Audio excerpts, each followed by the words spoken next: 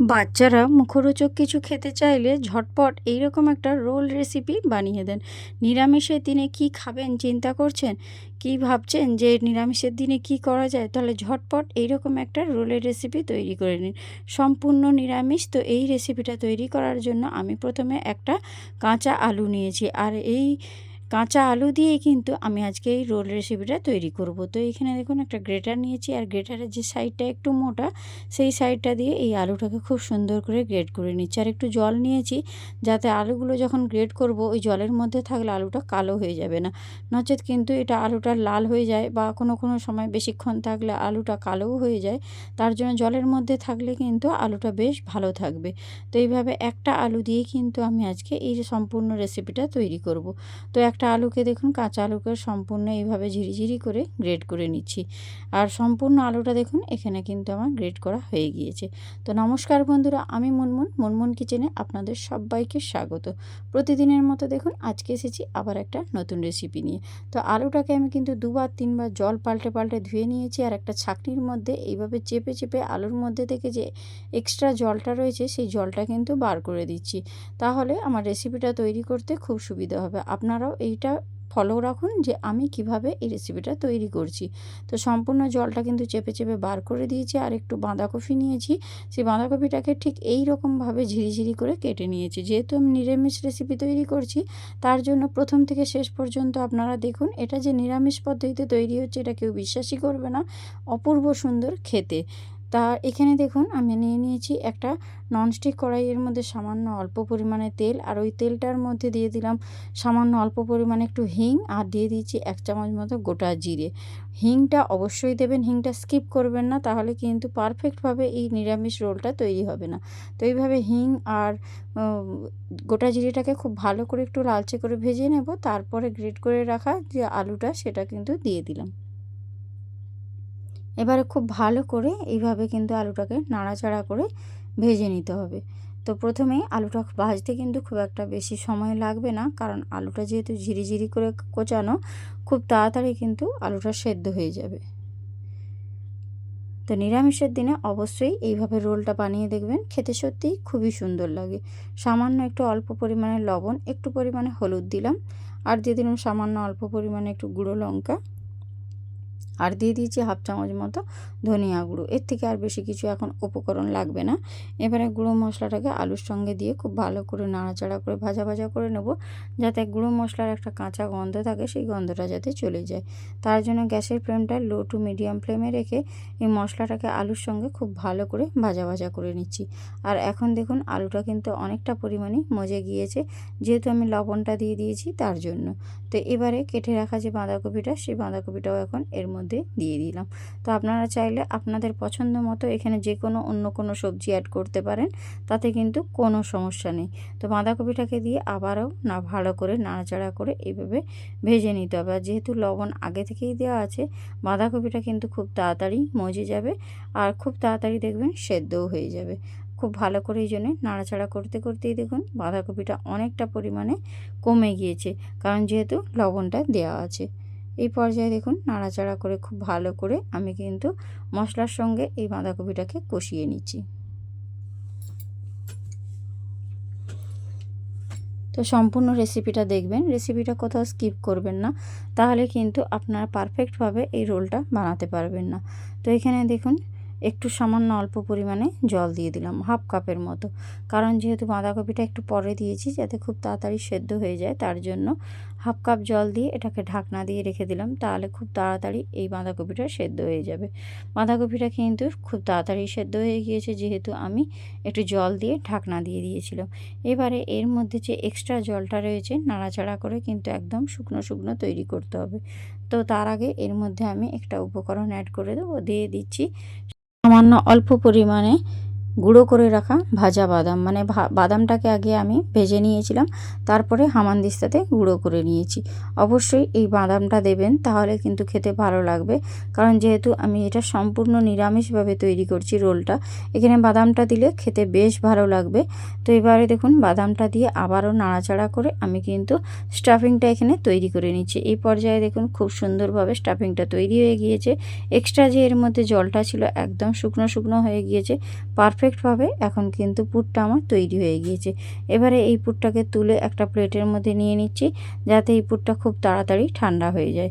তার জন্যই একটা প্লেটের মধ্যে তুলে নিচ্ছি, আর তুলিয়ে দিয়ে পুরটাকে আমি ছড়িয়ে দেবো যাতে খুব তাড়াতাড়ি ঠান্ডা হয়ে যায়। তাহলে রেসিপিটা আমার তৈরি করতে খুব সুবিধা হবে। তো এই পর্যায়ে দেখুন এখানে কিন্তু আমার সব পুরটা তুলে নিয়েছি, আর তুলে নিয়ে দেখুন একটা সাইডে এখন রাখছি যাতে এটা ঠান্ডা হয়ে যায়। তো চলুন এটা ঠান্ডা হতে থাক। তো ততক্ষণ আমি কিন্তু একটা ডো বানিয়ে নিই। তো এখানে দেখুন রেসিপিটা তৈরি করার জন্য নিয়ে নিয়েছি 1 বাটি মতো ময়দা। তো 1 বাটি ময়দা দিয়ে আমি অনেকগুলো রোল তৈরি করে আপনাদেরকে দেখিয়ে দেব। তো এর মধ্যে দিয়ে দিচ্ছি সামান্য অল্প পরিমাণে কালো জিরে। আপনারা চাইলে এটা আটা দিয়েও তৈরি করতে পারেন। আর একটু দিয়ে দিচ্ছি সামান্য পরিমাণে লবণ। আর এখানে দিয়ে দেবো সামান্য 1 চিমটে একটু হলুদের গুঁড়ো। তাতে দেখবেন এই রোলগুলোর কালারটা ভীষণ সুন্দর আসবে। ঠিক তার জন্যই এবারে শুকনো উপকরণগুলো আগে চামচ দিয়ে খুব ভালো করে মিশিয়ে নিতে হবে। তো এই পর্যায়ে দেখুন শুকনো উপকরণগুলো খুব ভালো করে মিশিয়ে নিয়েছি। আর ময়ামের জন্য দিয়ে দিলাম বেশ কিছুটা পরিমাণে রিফাইন অয়েল। তেলের পরিমাণটা একটু বেশি করে দেবেন, তাহলে কিন্তু এই রোলগুলো একেবারে মুচমুচে হবে, খাস্তা হবে। তো এইভাবে দেখুন একটা চামচ দিয়ে প্রথমে আগে মিশিয়ে নিচ্ছি, তারপর হাতের সাহায্যে খুব ভালো করে এটাকে মাখিয়ে নেব। তো এবারে দেখুন চামচ দিয়ে মেশানো আমার হয়ে গিয়েছে। এবারে হাত দিয়ে খুব ভালো করে এটাকে মাখিয়ে নিচ্ছি। তো ময়ামের পরিমাণটা ঠিক কীরকম হবে, যখন এই ব্যাটারটা হাতের মধ্যে তুলে এরকম মোটা করবেন দেখবেন এরকম মোটা হয়ে যাবে, তাহলে জানবেন ময়ামটা একদম পারফেক্টভাবে দেওয়া হয়েছে।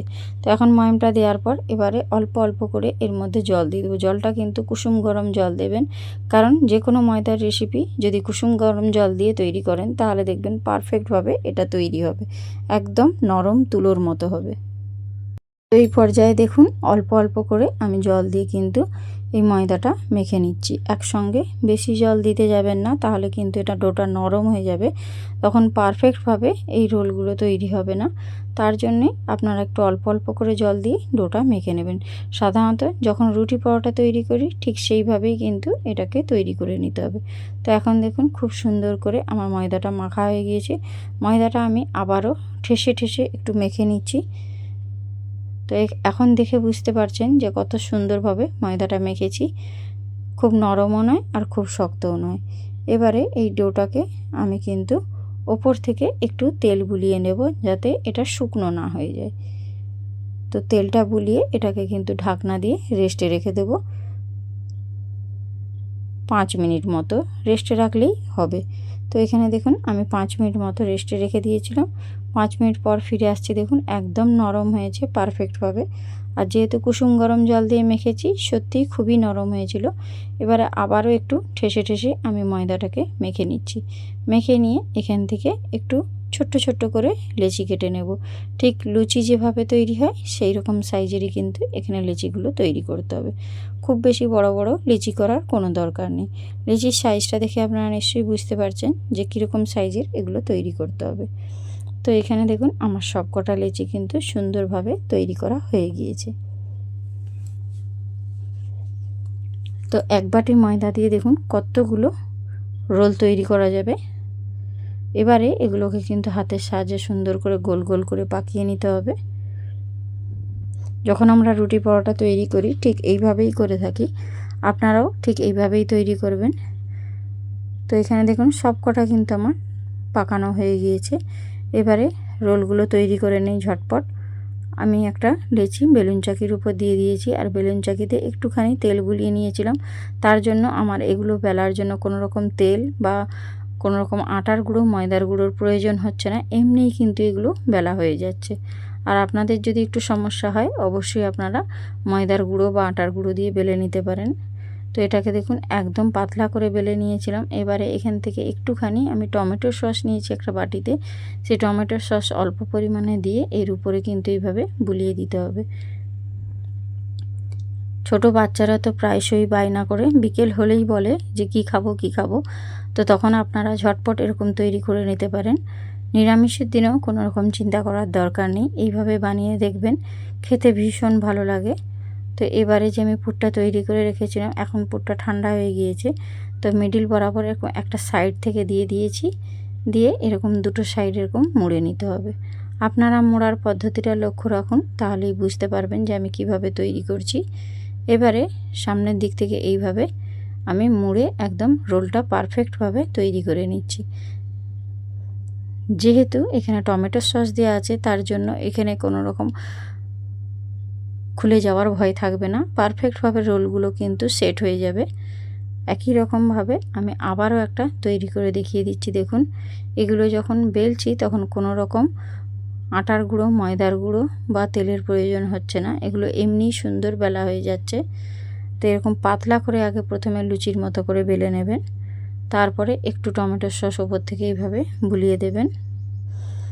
আর এই যে পুরটা এরকম এক সাইড ধরে পুরটা দিয়ে দেবেন, লম্বা করে এক সাইড থেকে দিয়ে দেবেন, আর দুটো সাইড ঠিক এইভাবে মুড়ে নিয়ে নিচের দিক থেকে এইভাবে রোলটা তৈরি করে নেবেন।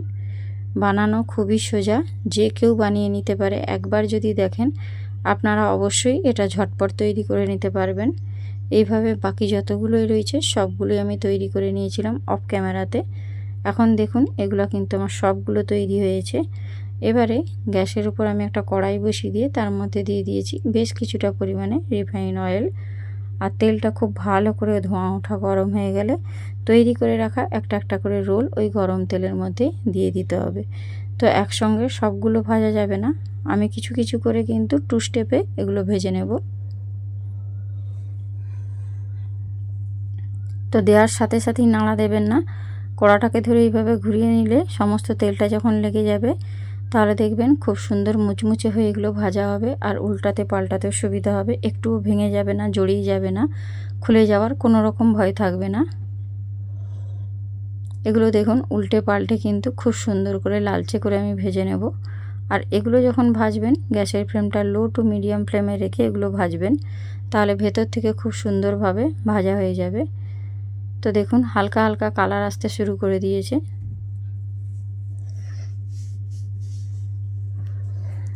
এবারে আর একটু লালচে করে আমি ভেজে নেব, তারপর আমি এগুলো তেল ঝারিয়ে একটা পাত্রের মধ্যে তুলে নেব। দেখুন বন্ধুরা, এগুলো বানানো খুবই সোজা, যে কেউ কিন্তু বানিয়ে নিতে পারে।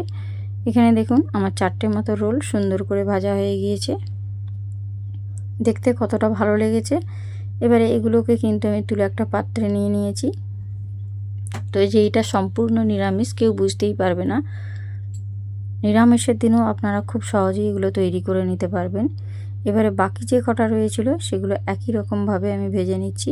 তো প্রথমে উল্টাতে পাল্টাতে যাবেন না, এইভাবে তেলটা বুলিয়ে দেবেন, তাহলে কিন্তু খুলে যাওয়ার কোনো রকম ভয় থাকবে না। রোলগুলো একদম পারফেক্টভাবে তৈরি হবে বন্ধুরা। এইভাবে দেখুন সবগুলো উল্টে পাল্টে একটু লালচে করে ভেজে নেব। প্রত্যেকটাই দেখুন খুব সুন্দর একটা কালার আসছে। গ্যাসের ফ্লেমটা লো টু মিডিয়াম ফ্লেমে রেখে আমি এগুলো সুন্দর করে একটা কালার এসে যাওয়া পর্যন্ত ভেজে নিয়েছিলাম। এবারে এগুলোকেও কিন্তু আমি তেল ঝরিয়ে একটা প্লেটের মধ্যে তুলে নিচ্ছি। তো আজকের আমার এই নিরামিষ রোলটা কার কার ভালো লাগলো অবশ্যই আমাকে কমেন্ট বক্সে কমেন্ট করে জানাবেন। আর আপনাদের বাড়িতে যদি ছোট বাচ্চা থেকে থাকে অবশ্যই একবার বানিয়ে দেখবেন। আশা করছি আপনাদের বাড়ির সকলের খুবই ভালো লাগবে। দেখুন এটা আমি কিন্তু সুন্দর করে সাজিয়েছি, দেখতে যতটা সুন্দর হয়েছে খেতেটা কিন্তু ততটাই লোভনীয় হয়েছিল। তো এবারে আমি এগুলো একটু একটু কেটে ভেতরটা আপনাদেরকে দেখিয়ে দেবো। আর একটু টমেটো সসের সঙ্গে আমি পরিবেশন করেছি। তো আজকের এই নিরামিষ রোলটা যদি আপনাদের ভালো লেগে থাকে তাহলে বন্ধুদের মধ্যে প্রচুর প্রচুর শেয়ার করে দেবেন। আর আমার চ্যানেলে নতুন হলে চ্যানেলটা সাবস্ক্রাইব করে আমার পাশে থাকবেন।